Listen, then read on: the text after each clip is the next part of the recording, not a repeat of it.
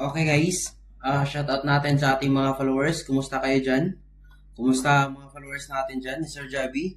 Okay, ngayon, ituturo ni Sir Javi ngayon kung paano natin kukunin yung derivative kapag yung given na function natin is mayroong logarithmic function. Ganito lang yan, Sir Javi.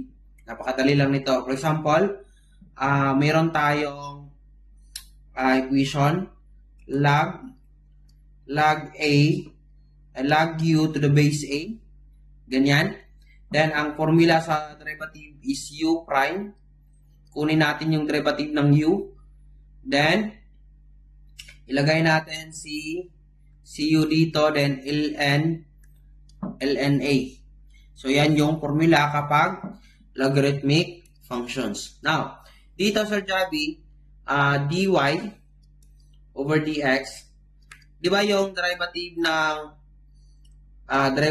ng log is ito yung formula. Ang u natin is sin x. So, ilagay lang natin dito 1 over sin x. ln, yung a natin is yung 3 na base, 3. Then, multiply natin sa derivative ng sin x, that is cosine x.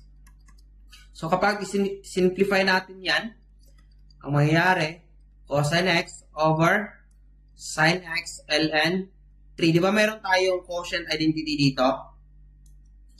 3 ito.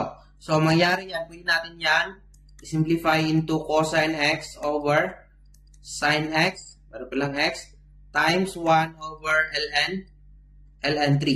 So, ito, cosine over sin, that is cotangent. So, ang sagot natin dito, cotangent x over ln 3. So, yan yung sagot natin sa ating first derivative. O, next. Kapag ito naman, napakadali lang nito, dy over dx. So, 1 lang natin, 1. Then, ilagay natin yung cosine x sa ibaba, denominator. Then, ln, kung ano yung base, yun yung ating ilalagay, ln 7. Then, multiply natin sa derivative ng cosine x, that is negative sin x. So, ito, simplify lang natin, dy over dx.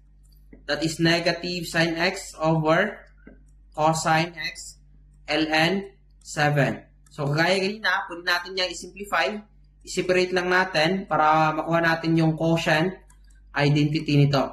So, alam naman natin na kapag sin over cosine, that is tangent. So, mayroong negative. Ang sagot dito, negative tangent x over ln 7. Okay, yan yung pagkuha sa derivative ng logarithmic function. I hope mayroon na tayong nadagdag na kalaman dito ka Sir Javi. Shake lang tayo. Okay.